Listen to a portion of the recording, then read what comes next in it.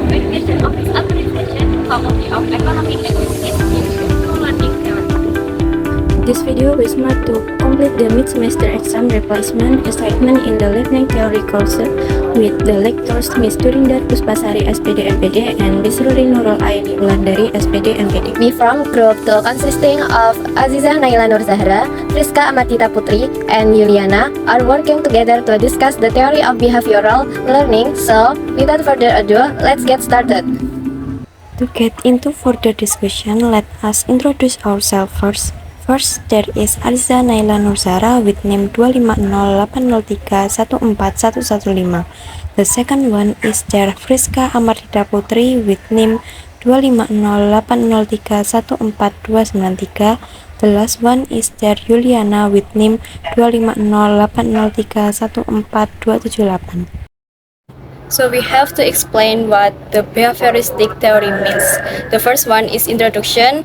Behavioristic theory, developed by figures such as John B. Watson and B.F. Skinner, asserts that human behavior can be learned and modified through reinforcement and punishment.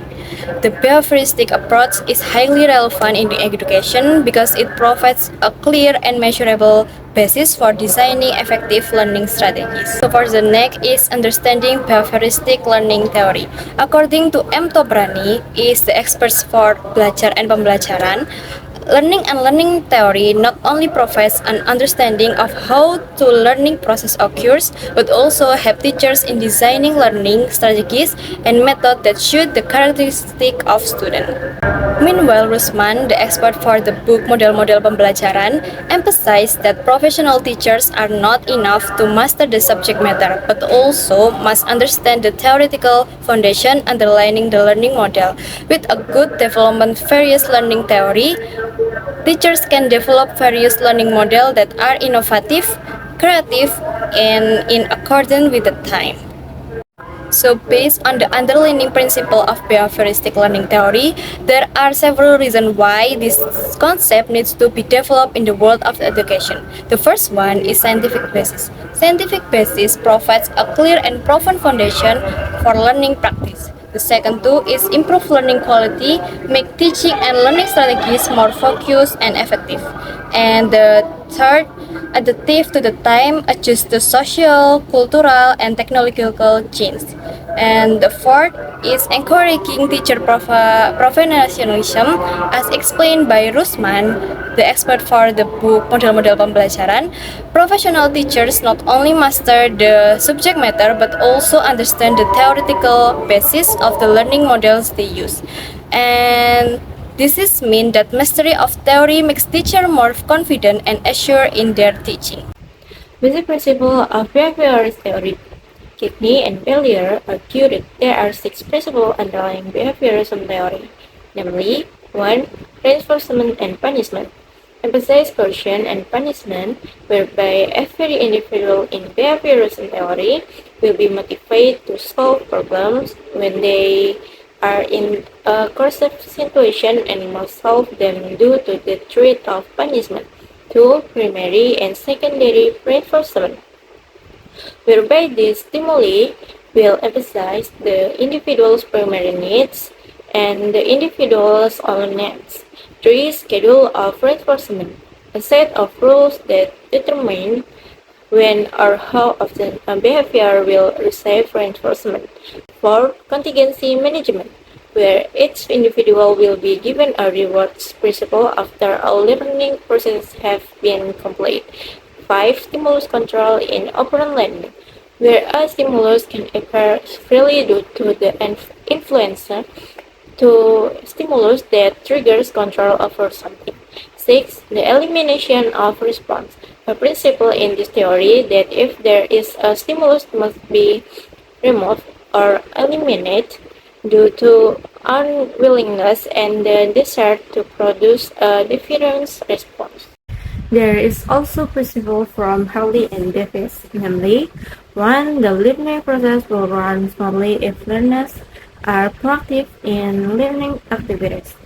2. Materials must be grouped into units to facilitate learning activities. 3. Every response must be responded to appropriately appropriately to reflect later future responses and appropriate or not. 4. And when a response is correct, the learner must provide motivational reinforcement so that it can be remembered and emphasize positive reinforcement rather than negative reinforcement. Expert in behavioristic learning theory: 1. Edward Lee Thorndike, 2. Evan Pavlov, 3. Edwin Guthrie, 4. Carl Cole, 5. B.F. Skinner, 6. Albert Bandura, 7. G.B. Watson, 8. Robert Dewey. Advantage and disadvantage of the theory. The following is an explanation of the advantage of behavioral theory that make it still applicable today. 1. Encouraging student independence. Teachers do not explain much. Students get used to learning independently. 2. Positive behavior is reinforced with rewards. Negative behavior is reduced with consequence. 3. Repeat practice makes skills automatic and improves student intelligence. 4. Structure material. 5. Suitable for practical skill that require speed, spontaneity, and habit formation. 6. Effective for children who like to repeat, imitate, and enjoy immediate reward. Criticism from experts and society it ignores mental activity, making it unable to adapt to various types of learning. 2. Research show that animals can adapt to new information, whereas behaviorists does not adequately explain this. 3. It is difficult to explain complex learning situations because it focuses only on the stimulus-response relationship.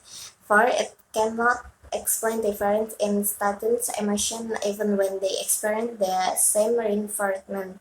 5. It pays little attention to the role of thought and feelings in the learning process. 6. It tends to make studies stimulatory, uncreatively, and unpredictably. Next, relevance and application of theory in everyday life. Application of behaviorist theory.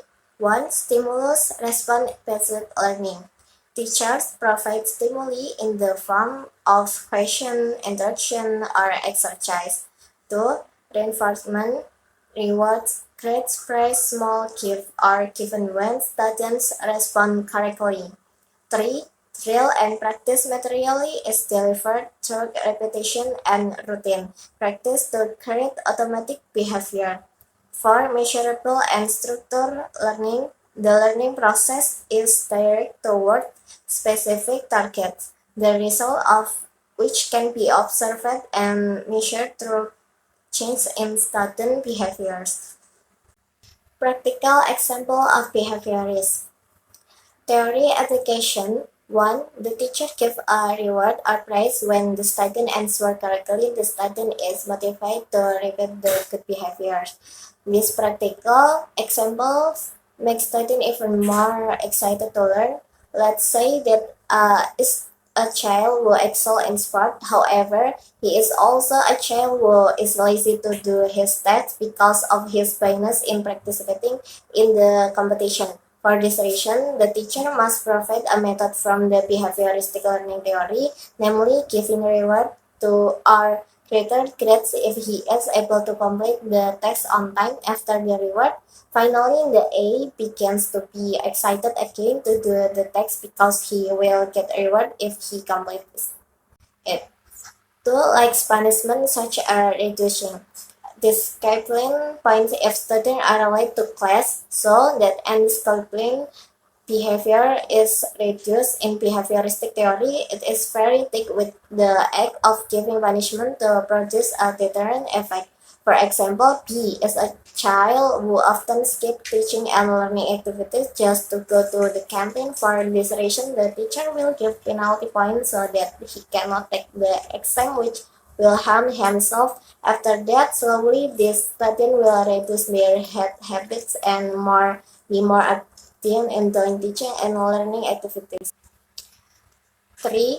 The use of the point system in the app, e.g. learning or games. The more positive response, the greater the reward will be obtained in behavioristic theory. It also emphasizes the process of habit-based pleasant activities. For this reason, teachers will be better off replacing their learning method that tend only to lectures, replaced by playing puzzle games related to learning or exciting quizzes or Kahoot.